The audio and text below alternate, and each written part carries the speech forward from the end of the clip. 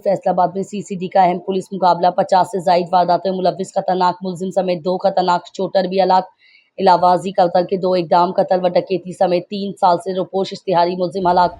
DO Malik Tariq की निगरानी में crime control department CCD Faisalabad की जुराइम पेशा नासिर के खिलाफ एक और बड़ी कामयाब कार्रवाई। थाना लंडियावाला की हदूद में वाक़े सिमपुल 459 गावबे के करीब पुलिस मुकाबले में खतरनाक डकैत रॉबर मुलजिम जाहिद उर्फ मम्मू हलाक हो गया।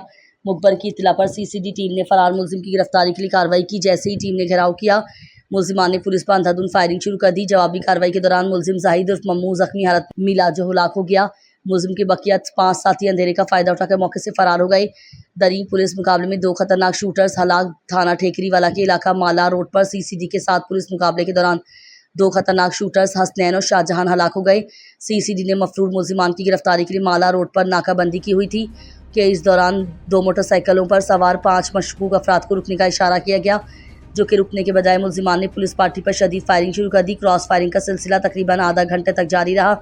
मुकाबले के इख्तिताम पर 2 मुलजिमान शदीद जख्मी हालत में गिरफ्तार हुए, ताहम मुलजिमान के दीगर साथी रात की तारीकी का फायदा उठाते हुए फरार हो गए।